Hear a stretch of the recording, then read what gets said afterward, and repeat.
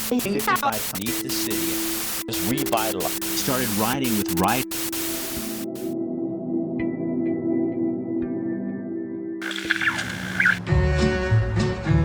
I don't remember how I found Plaza Latina, or perhaps it found me, but the owner Sam Racinos and I just hit it off. Hey Sam, how you doing, man? Good, how are you, man? He's one of those guys who is passionate about what he does, and his business is more than a business. It's an international marketplace. Sam and his wife are creating a culture, an experience, a place of great comfort for a lot of people. Tonight, our host location is Plaza Latina International Market. Sam Racinos is a great guy. As you're going to meet him tonight, you're going to find out more about what they do here. When you come in the store, you can find wines from all over Central and South America, Argentina, Spain. This is like an international marketplace. Now we're going to show you a commercial we just produced for one of our favorite clients, Goodwill. Take a look and we'll be back to talk to the star of the commercial in a minute. Fall is here. Emma needs to pack up her summer wardrobe and bring out the long pants and sweaters. These fit last year. Sure they did, Emma. Dust them off, put them in a drawer again, and let them sit for another year. I might wear them. No, you won't. Emma, do the right thing. Take them to Goodwill. They'll recycle your jeans, get them to someone who needs them, and put people to work. You change your clothes, Goodwill's business is changing lives. So who is that strange woman you just saw in that commercial? That's Emma Wager, and she works at a radio station here in town. She's going to tell you a little bit more about that. Emma, come here. Emma's going to be joining us on the show, doing commercials for us and also doing some stuff for RDTV. So tell people, first of all, where you work, because they've heard your voice before, they've never seen your face. Thank you. Yes, actually, where I met you was at the radio stations. I work for Rock 97.9 KNRQ and 96.1 KZL in the Cumulus building. And a while back, I went on the show and made her a bet and said, I'll tell you what, you want to do some TV? I'll put you on TV and we'll see how this works. And Challenge accepted. So here we are doing it. So Yes. great. We're glad to have you here. Thank you. Now go back to Mario and whatever it was that you were doing it. Yeah. The pizza's here. Hurry, hurry. Oh my goodness. Oh, whoa, come look at this. Size matters. That's the biggest one I've ever seen. Look at that. I could have told you that. Wow, that is huge. Wow. Thanks, Mark. But wait, I've got more in the back. In this car? This little size car? Thanks, Mark. Hey, thanks for bringing these out here. I really appreciate it. No problem. Emma's really hungry tonight. Whoa, Here, whoa, Em. whoa, She whoa. can help us out. You know, I love the way the video turned out. I think it's going to be really cool. Oh my People are really going to like it. Hold on. It's just awesome. Can I Think light on firewood? It's okay. Yeah, no, Okay. don't worry about that. Oh, okay. You okay? Oh, No, no, she's fine. Don't worry about it, Mark. Oh, She's geez. really. Okay. Em does this all the time. She's You used to know, eating. I'm not super there she tall. goes. Okay, good. Okay. So anyway, it was really good of you to bring those all the way out So here. Em, I- I'll be in a second.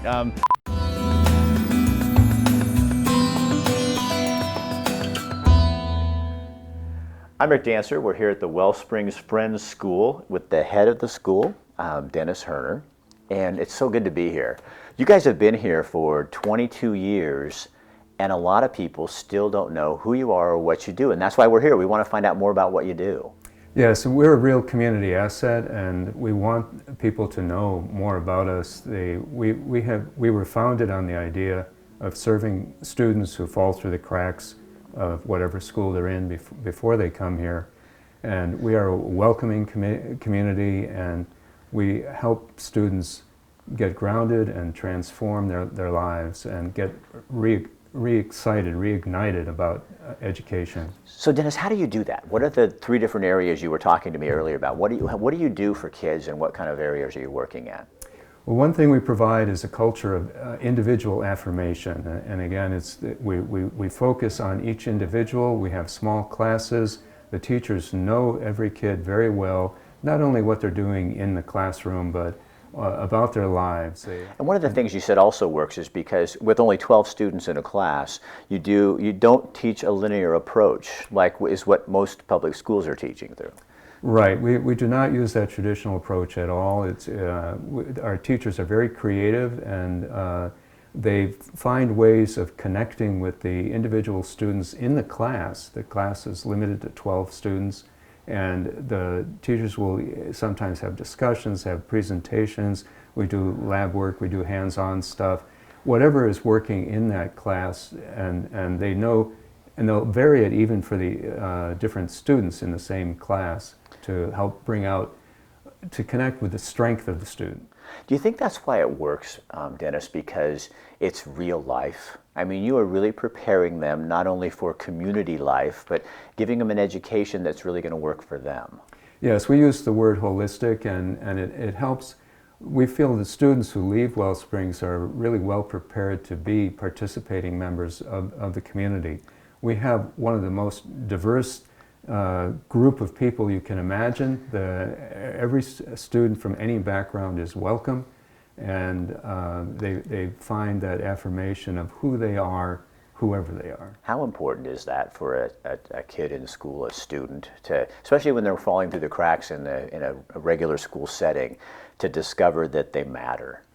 They certainly do, and they learn that, and kids who have been bullied, and I could give you dozens of stories of kids who come in with their head down and the hair over their face when they walk through the door the first time, and within some period of time, it varies with each kid, but then they just blossom, they move the hair back, and their faces start shining, and they walk with confidence, and they are excited about being here, being themselves, and learning and growing. So I'm a parent at home and I'm watching this video on television or your website or wherever I'm viewing this. What do you say to me that this is a place I really should check out if my kid is just not connecting in the other school systems? We're not the answer for every student. We emphasize being a fit, and that we work with the students who come to us to find what their real needs are, what their strengths are, which are often overlooked, and we support them in their growth. And you're not a charter school, you are an alternative school. We are an alternative school. We're a private, nonprofit. We do have tuition income on a contract basis with school districts. We have some private paying tuition students, and we also have existed for these last 22 years thanks to people in the community who believe in our mission to support students in this way. Last thing I'll ask you, so why do you love doing this every day, coming here with these kids? The students are just so exciting to be around. Every day is different. Every day is full of small miracles that we can watch happening. And the biggest excitement of the year for all of us is graduation, which is unique. The teachers talk about each student for 5 minutes and tell their journey, and the students who never thought they would be walking on stage are being handed their diploma. That's a good day.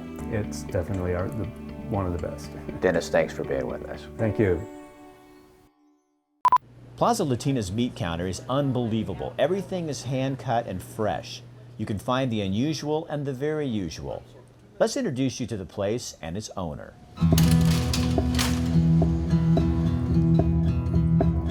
We're looking for that experience when people step into the store, they feel that they are really someplace else. We opened in December 2004, and our idea was to bring something to Eugene, something different, a different store, something that you can feel like you are in a little part of Latin America. Very interesting customer base, I think about 50-50, 50% Latinos and 50% Americans. And of course all the Middle Easterns that live in this area come over here because this is the only place that will sell Middle Eastern products. And we have a big variety of Middle Eastern. Nice thing about the store, Rick, is that our product comes from the countries, so you can find in the languages. We bring a lot of imports from all over Latin America, South America, Central America, Caribbean, and the Middle East. We also have a lot of Middle Eastern products in here. One of the biggest in the whole area, and the whole state, actually, I should say. Our produce comes all the way from South America. A lot comes from Mexico. So you will find in my produce department a lot of fruits and vegetables that you will never find in any other stores.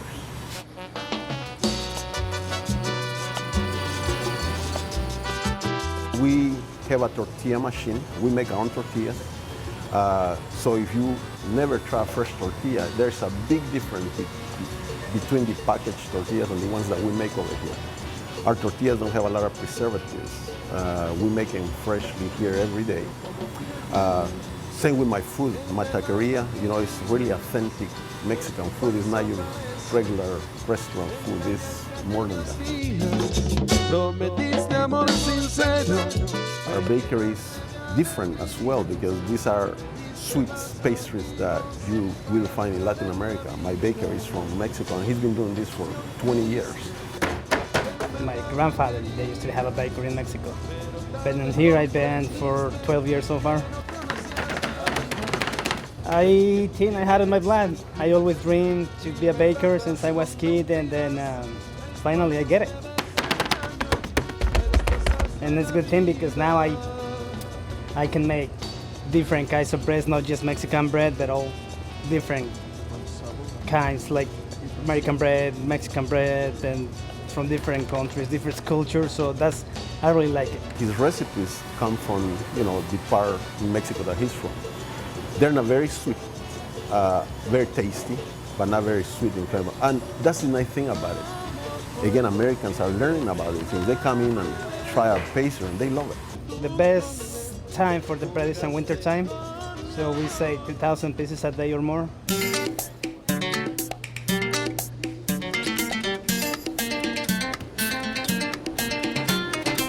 My meat department, we cut everything by hand. Like in the olden days, they used to do it here. And we specialize in a lot of beef and pork, all the kinds of meats that you have, but everything is cut by hand. We tend to cut our meat really thin. We do a lot of prepared meats, chicken fajitas, we do pork, prepared pork. You can just come in and buy them. We bring all kind of cultures, you know, different professional, all type of people come into the store, which is another thing that we really enjoy. We love this. I like meeting new people. I like people, and especially, you know, the diversity of people. Out in rural Oregon, volunteer fire departments are a way of life. People like me depend on our neighbors who volunteer in fire departments to keep us safe. But it's getting harder and harder to find enough volunteers to run the fire departments. We were recently hired by McKinsey Fire and Rescue to shoot a video to try to bring in new volunteers. Take a look.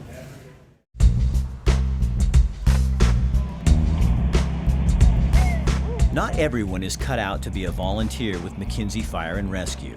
We're looking for somebody that has, first of all, a commitment for time. But if you are, this is an exciting way to get involved in your community. But be warned, volunteering this way is addictive. This is not an easy thing to do, scheduling with your family, so we ask for that you have a certain time commitment for training and for calls. Drills once a week, everything from water rescues to crawling under a building in the dark. Okay, going straight ahead. All designed to build skills, confidence, and test your ability to perform. It's the right thing to do. It's the bottom line. It's the right thing to do for where you live. I do remember a collective gasp in the car, and then just incredible impact noise of the two cars coming together. Diane Cardwell understands firsthand the value of a volunteer fire department. It wasn't long. We were all shocked at how just like right away cars with people who knew how to help were there. 2 broken vertebrae and another one displaced, pressing on her spinal cord.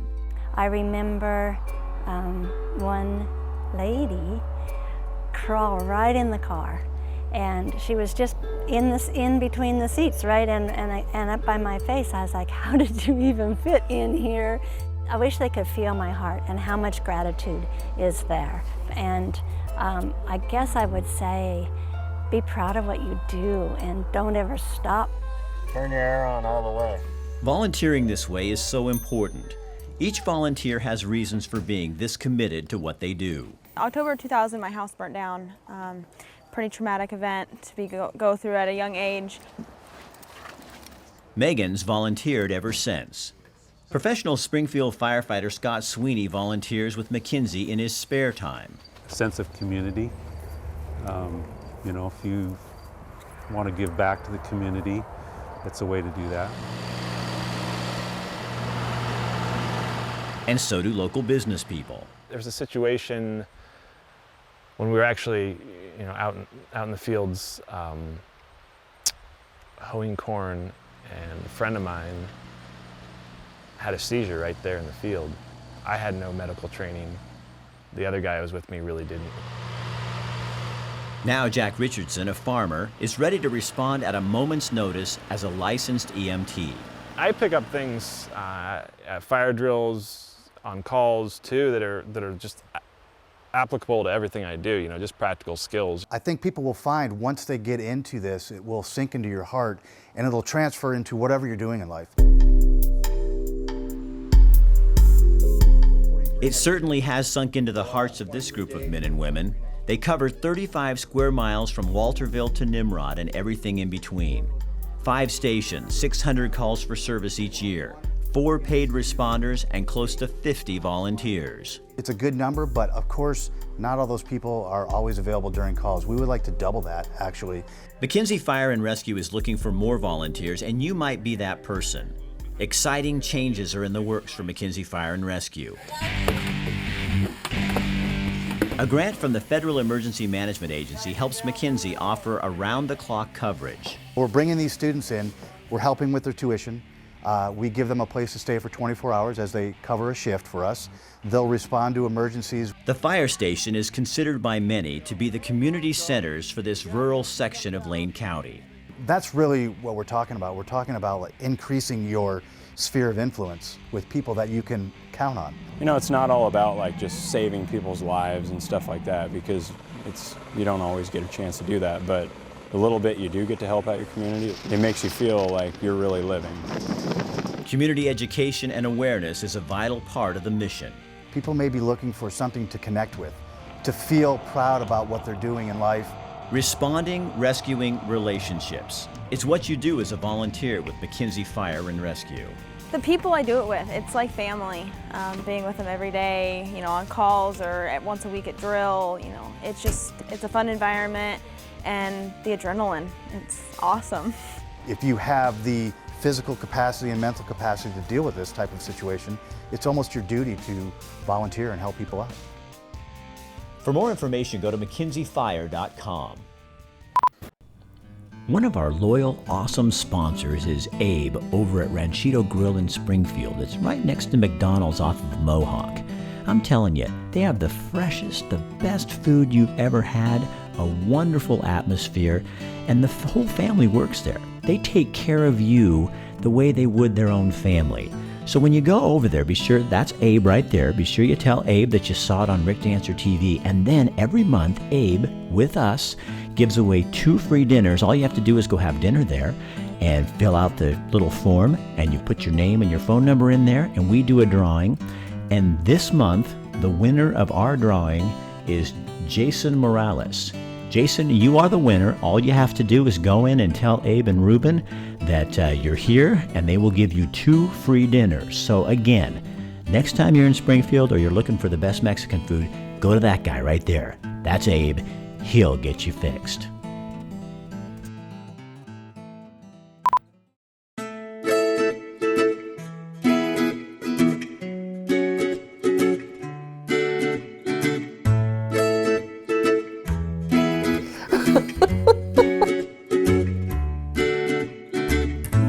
She was the one in the neighborhood who baked the pies, who made the jelly, who brought it over to the neighbors, who shared what's in her garden. She taught us all about those things. Hey, you guys! Did you come see me? Pat Turansky, grandmother, mom, wife, and businesswoman, all wrapped up into everyone's favorite Aunt Patty. A name isn't just a name. It's a person that grew up in a home that was allowed to just kind of figure out who she was, whether it be in the kitchen or it be at school. Her grandmother, her mom, and a college professor each provided Pat with the ingredients it takes to make a good life. And Aunt Patty passes that experience on to her own children, her grandchildren, and now on to you. We used to can and make jelly and cook and bake cookies. Aunt Patty's kitchen is part playground, a dash of science lab, You each find a space to stand and put your piece of wax paper down. and a place where taking a chance Let's get back to cookies. or trying something new always trump following the recipe. Can I try some frosting? Can I try some? Sure. I think every chef has to try their frosting. Perfecto. I was never one to just follow it to the letter. You know, there's always some little twist that I would add to that. In 1975, Aunt Patty, a home economics major, and her husband Dick turned a beekeeping hobby into their Glory Bee business. Aunt Patty, always experimenting with new, healthier ingredients, birthed her own product line so others could learn to make recipes their own naturally. I think I found my voice in the kitchen because there I could take a recipe, kind of be in my own self and just do what I wanted to do with it. Aunt Patty is about trying something new. And just remember that if you get a little hole in the pie crust, just press it together and patch it and it'll all be fine. About giving permission to make a mistake in the kitchen and in life. Her products are designed to provide health, hope, and perhaps the courage to take on a recipe first, other challenges in the future. They're afraid of failure. And when people are afraid of failure, then they don't want to put the spoon into the bowl with the flour and the butter. Aunt Patty believes the kitchen is almost a sacred place where health, experimentation, and life can be discovered. The kitchen is not a place where perfection is born. The kitchen is often a place where I can go when life gets hairy and kind of be myself. They have to be cooked. With Aunt Patty, there's no judgment, no criticism. Grandma? That's okay. No wonder she's everyone's favorite aunt.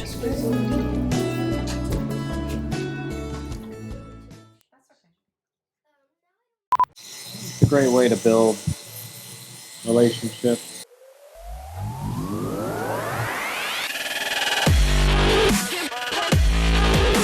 If you're looking for a barber who understands the art of cutting hair, Francesco Michelli is the man. This guy really knows what he's doing.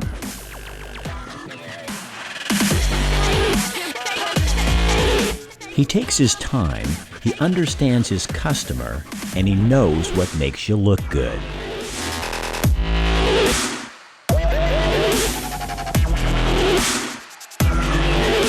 They even do the little extras, like a straight razor shave to get those little hairs off of all those places. Yep, even the top of ears.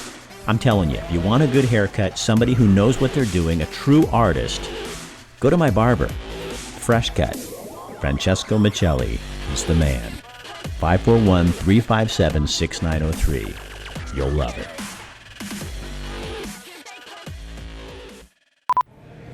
So thanks for joining our show tonight, and we're real happy to have Emma involved to bring new, interesting ideas to the show to make it more appealing to young people everywhere. I think that's your look. I gotta get out of here. Sam, where's the Negro Modelo? Oh, let's go. Let's go. Let's go. Let's get out of here.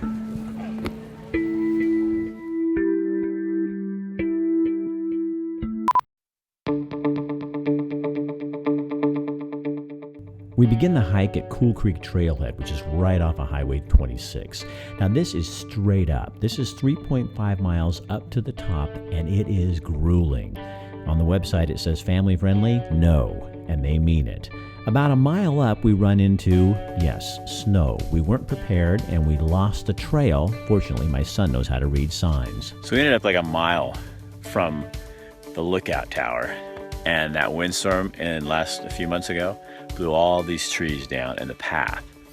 So I'm staying here and they're up there because I can see where the trail is, and they're up there trying to see if we can get up there and find it. But we don't want to end up being that family that gets lost in the woods and the helicopters and all the news people come. That'd be really bad, really bad. Plus there's quite a bit of snow up here. We actually lost the trail twice that day, but we were very careful and traced everything and everywhere we were going, and we made it all the way to the top. Now, you get up there to the top and you start to begin to see Mount Hood to the left, and then you come out of the clearing and this is what you see, a historic lookout. Now you can stay in this, but it's first come, first serve, and a lot of people use it and leave behind memories and notes and information. It's really cool. You walk inside and there's a place you can put your sleeping bag. People leave dry goods up there. Devil's Peak Lookout is 5,045 feet up in the air. And the lookout is filled with all kinds of supplies, dry supplies, matches, kerosene for lamps. There's even binoculars, a little candle.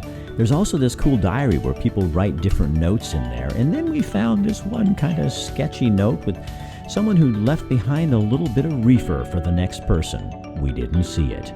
This is the view from the deck outside the lookout tower. Mount Hood right behind that cloud. If only she would have lifted. We kept waiting. Got out and had some lunch from Raptitude, which is down in Welch's, a little kombucha. And my son couldn't leave without taking some beer. At the end, we all stood up and took the pictures that we had to have, and when we got home, nothing like a cup of coffee sitting in the hot tub after a big adventure.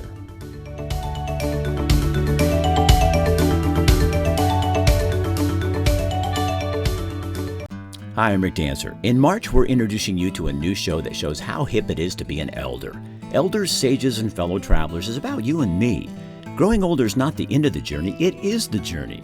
Through the stories of people, we will introduce you to a side of being ageless you never knew existed. All this was Bay Ocean. There's nothing. Starting in March on KEVU at 4:30, Rick Dancer TV and Elders, Sages, and Fellow Travelers.